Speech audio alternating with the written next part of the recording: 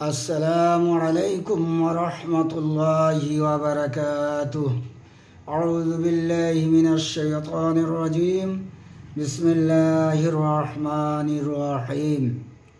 প্রিয় বন্ধুরা, আজকের কোরআনুল কারীমের মধ্যে একটি সূরা আলোচনা করব, যে সূরাটির নাম হলো সূরা ইব্রাহিম।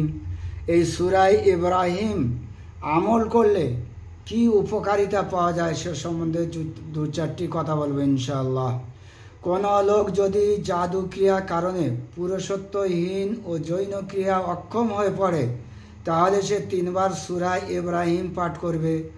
আল্লাহর হুকুমে তার পুরুষত্বহীনতা দূর হয়ে যাবে।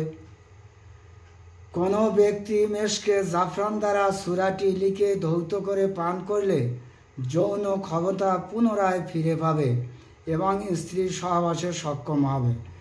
অনেক বান্দারা আছে, তাদের অনেকেই অশান্তি, সংসারে কলহাল, স্বামী স্ত্রীর মধ্যে, তার একটি কারণ অক্ষমতার জন্য।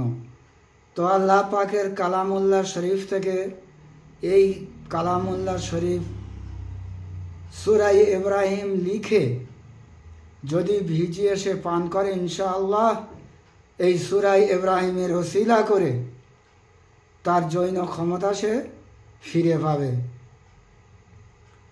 এই সূরা নকশাটি সাদা রেশমি কাপড় লিখে কোনো শিশুর বাহুতে বাঁধলে সে বদনজর লাগা হইতে নিরাপদ থাকে। আল্লাহ পাক আমাদের আমল করার তৌফিক নাত করুন, সবাই বলি আল্লাহুম্মা আমিন।